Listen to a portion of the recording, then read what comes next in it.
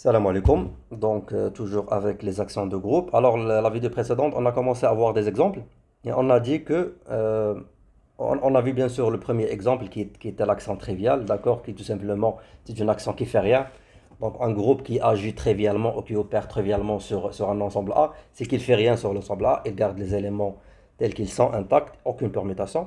Ce qui fait que je peux voir que tous ces éléments, enfin, tous les éléments du groupe G, leur action sur A ou leur permutation sur A, tout simplement, c'est la permutation identité, c'est-à-dire que les éléments de A, ils restent dans leur place, il n'y a pas de permutation. Et on a vu qu'est-ce que ça veut dire d'avoir une action qui est triviale, pardon, qui est fidèle. Et on a dit que l'application qui est fidèle, tout simplement, c'est sa représentation est injective, c'est-à-dire que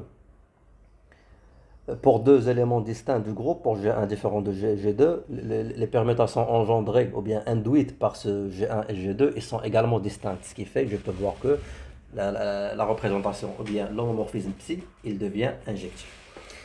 Bon, et on a vu bien sûr dernièrement le kernel de l'application, de l'action, pardon, qui tout simplement, finalement, c'est le kernel de la représentation. Et donc, euh, et donc voilà. Donc du coup, je vais faire un autre exemple. C'est qu'on considère les espaces vectoriels. Alors pour les gens qui sont familiers avec les espaces vectoriels, si vous avez vu, vous avez fait des cours sur l'algèbre linéaire, c'est que la définition de l'espace vectoriel, il commence par quoi? Par V bien sûr est un ensemble, et le V plus, bien sûr le V avec l'opération addition, c'est un groupe abélien,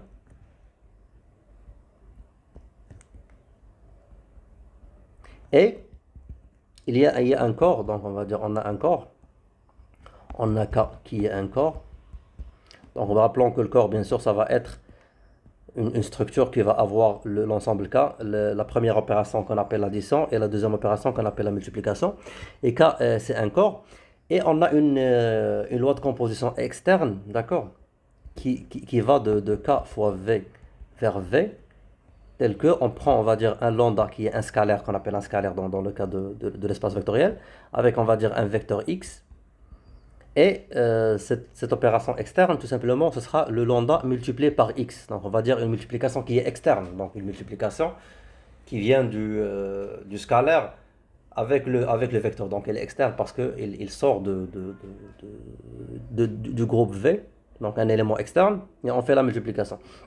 Alors on est familier bien sûr avec cette définition, et on peut voir que cette loi de composition externe qu'on utilise toujours dans la multiplication pour les espaces vectoriels, c'est une action du groupe K sur le V, sur l'ensemble V. Alors il faut faire attention, ce ne sera pas une action du groupe V, parce que là on a dit que le V plus est un groupe. Mais non, en fait, quand on considère cette application, ou bien cette loi de composition externe, on voit le V comme c'est l'ensemble A, d'accord? Et le K, c'est K le groupe, d'accord? C'est le groupe K. Alors vous allez me dire que K est un corps, c'est pas un groupe. En fait, déjà, le K, le fait qu'il soit un corps, ça veut dire que c'est un groupe, mais ça ne veut pas dire que le groupe additif qui nous intéresse, c'est le groupe multiplicatif en fait, d'accord? Donc on l'appelle le cas fois. Alors rappelons que le groupe multiplicatif d'un corps,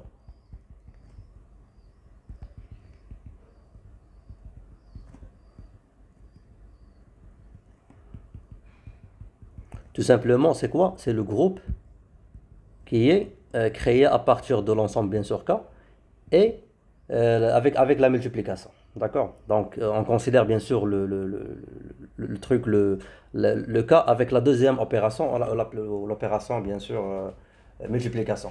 Parce qu'en fait, dire que le fait que K, corps, implique que K est groupe, en fait, ça c'est vrai parce que la première des choses pour qu'il soit corps, il doit être un groupe, mais il doit être un groupe additif. C'est-à-dire que je dois à la base avoir que le K plus, c'est un groupe abélien.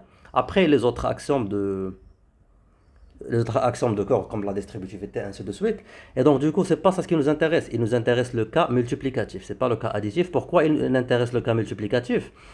C'est pour la simple raison que, pour que cette multiplication externe soit effectivement une action, on doit avoir quoi? On doit avoir, si on prend un lambda et un mu de k, et je prends un x de v, je dois avoir lambda point, donc ça c'est l'action, donc lambda point mu point x, ça doit être le lambda mu point x. Donc rappelons que ça c'est le premier axiome de l'action. Et ce qui fait, là c'est tout simplement c'est l'action, mais là on a une multiplication. Ce qui fait, on s'intéresse au corps, mais aux éléments du corps, mais avec la multiplication, pas avec l'addition. D'accord? Ce qui fait, on s'intéresse au groupe multiplicatif K. Et bien sûr, d'après les axiomes de l'espace vectoriel, on a ça comme axiome d'ailleurs, d'accord? Ce qui fait, c'est pour ça que je dis que dans les espaces vectoriels, le groupe multiplicatif qui vient du corps K, bien sûr, il fait une action sur l'espace, sur le V. Et bien sûr, le deuxième axiome, c'était quoi? C'était, je prends le 1 du K multiplicatif, donc l'élément neutre de K multiplicatif, qui tout simplement, ce sera l'élément neutre du K. Bien sûr, fois le x, ce sera tout simplement le x. Donc, bien sûr, un espace vectoriel, il a ça comme axiome. Donc, il y a deux axiomes en fait. Ces deux axiomes, ils font partie des axiomes de l'espace vectoriel. Et donc, du coup, je peux voir que la multiplication externe, ça implique que la multiplication, ou bien la multiplication par scalaire, on appelle la multiplication par scalaire, dans les espaces vectoriels, est une action, on va dire, le cas espace vectoriel V est une action le groupe multiplicatif sur V. D'accord. Alors pour voir ça, on peut considérer par exemple un truc qui est simple. Si je considère le V, notre espace vectoriel, c'est le Rn. Donc c'est l'espace euclidien Rn. Et je prends bien sûr le cas dans ce cas-là, je prends le R. D'accord. Donc je considère le Rn en tant que R espace vectoriel. Donc on va dire que le Rn en tant que R espace. Donc c'est pas en tant que Q espace ou un truc comme ça, c'est en tant que R espace. R espace vectoriel. Donc en fait l'axiome que le R, que le groupe multiplicatif R opère, par laquelle elle opère sur le Rn, ça sera quoi dans ce cas-là? Ça sera, on a le Rn, ce sera vers le Rn. Alors rappelons, ça c'est l'ensemble, et ça c'est le groupe qui opère. Donc il va prendre, on va dire un lambda, c'est-à-dire un scalaire de R, et un vecteur x. Et ça sera quoi? Ça sera tout simplement la multiplication externe de lambda.x. Donc c'est la multiplication par un scalaire. Donc rappelons que ça, c'est la multiplication par scalaire. Et bien sûr, le x, il va avoir n coordonnées, donc ce sera le lambda fois x1, x2 jusqu'à xn. Et ceci va être égal à quoi? Va être égal à tout simplement le vecteur qui a les coordonnées lambda x1, lambda x2 jusqu'à lambda xn. Alors il faut faire attention bien sûr que ça c'est une multiplication par scalaire, donc ça c'est l'action réellement. Et ça c'est la multiplication de lambda avec des réels, d'accord? Donc du coup c'est la multiplication dans le corps, dans le groupe multiplicatif k fois, d'accord? Donc, parce qu'en fait, les lambda xi, ils font partie de R, d'accord? Quel que soit i de 1 jusqu'à n. Donc, ce qui fait, pardon, c'est les xi, ils font partie de R, ce qui fait, quand je fais le lambda xi, ça tout simplement, c'est la multiplication dans le groupe multiplicatif R, d'accord?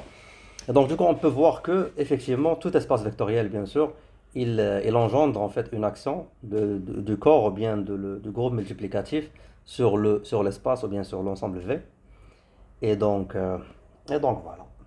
Un autre exemple qui est intéressant, c'est que, alors rappelons que quand on a dit qu'il y a la représentation entre le groupe, entre entre le SA, entre le groupe symétrique, c'est qu'on a dit que c'était le psi qui va de G vers SA. Alors juste rappelle que, comme on a dit, ça c'est la représentation.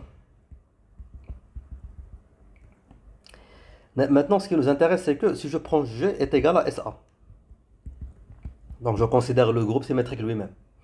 Dans ce cas-là, comment on peut voir cet accent? Quel est l'accent que SA opère, ou bien avec laquelle il opère sur lui-même, d'accord, sur le groupe lui-même. Et donc, du coup, on peut voir que... Non, pardon, c'est pas le groupe lui-même. Si je prends je m'excuse, le G... Oui, c'est ça, ouais, le G est égal à SA. Dans ce cas-là, bien sûr, si j'ai le petit G à laquelle on associe un sigma G, alors bien sûr, le sigma G, comme on a dit, c'est une permutation de A dans A. Et maintenant, on a le G dans SA. Donc en fait, le G dans SA, c'est-à-dire quoi? C'est-à-dire que On considère même les éléments, on considère les éléments, l'accent des éléments de SA, du groupe symétrique sur A. Alors les éléments de SA, ce sont des permutations finalement, d'accord? Donc quand on dit le G dans SA, en fait, ce sera le sigma dans SA, d'accord? C'est la permutation.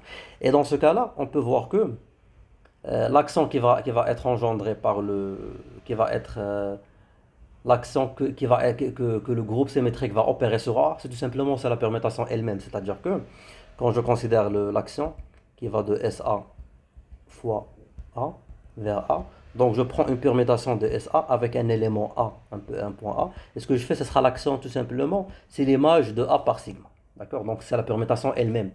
Donc là, je peux voir que l'accent, c'est la permutation elle-même. Donc, d'accord? Et donc voilà. Et dans ce cas-là, quand on cherche la représentation de ce groupe, ce sera bien sûr, il va partir de SA, parce que c'est le groupe, vers le SA. Et dans ce cas-là, ce sera tout simplement quoi? Il va prendre la permutation et il va en fait affecter à cette permutation la permutation elle-même. D'accord? Et donc du coup, je peux voir que le psi dans ce cas-là, tout simplement, c'est quoi? C'est l'application identité sur SA. Donc en gros, c'est ça. Donc on peut voir que, bien sûr, le, la représentation la représentation du groupe symétrique, d'accord? Tout simplement, ce sera l'identité, l'application identité, d'accord? Qui garde la permutation elle-même. Donc ça, c'est intéressant. Alors le dernier exemple peut-être, je sais pas si on va faire un autre, ou bien l'avant-dernier exemple, ça concerne les groupes d'hydro, d'accord? Alors ça, c'est un exemple intéressant. Pourquoi? Donc rappelons ça, c'est le groupe diédral, c'est-à-dire que c'est les rotations jusqu'à Rn-1 avec les réflexions jusqu'à Srn-1. Donc comme on a dit, ça c'est le groupe diédral, tout simplement rappelons que ça c'est les rotations du polygone et ça c'est les réflexions du polygone. Bien sûr le polygone régulier du polygone régulier à n côte. Donc, ce qui nous intéresse, c'est que, alors pour voir cet exemple d'une façon concrète, c'est qu'on va considérer le n, par exemple, n égale à 3, c'est-à-dire on va considérer le D6 qui est le R carré, S, SR, SR carré, qui va bien sûr agir sur le polygone à trois côtes, c'est-à-dire le triangle. Donc rappelons que si je fais le triangle, maintenant on va dire que ça c'est le sommet 1, 2, 3. Donc les sommets 1, 2, 3. Et donc du coup, par exemple, si je fais je prends la rotation, d'accord? Si je fais la rotation, c'est-à-dire la composition par R, ça sera quoi? Euh, ça sera le 1, 2, 3. Donc ce que je peux voir, c'est que le R, elle a fait une rotation du polygone. D'accord? C'est une rotation du polygone. Donc je peux voir que R, il a fait une rotation du polygone, comme aussi je peux voir que R, il a fait une permutation des sommets du polygone. D'accord? Donc le R, il a, il a fait une rotation du polygone, mais en même temps, il a fait une permutation des éléments. Alors on peut voir que on avait le 1, 2, 3, maintenant on a le 3, 1, 2. D'accord? Donc il y a une permutation.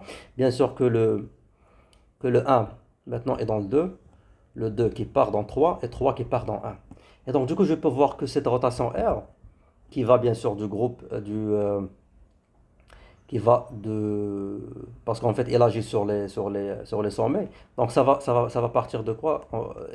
Le R qui va partir de le 1 2 3 vers le 1 2 3. Donc ce qu'elle a fait, tout simplement, elle a pris un i, elle a fait un i plus 1. Bon, c'est pas un i plus 1 réellement, c'est un plus 1 modulo 3, parce que le 3 il va repartir en 1, donc du coup c'est un truc circulaire.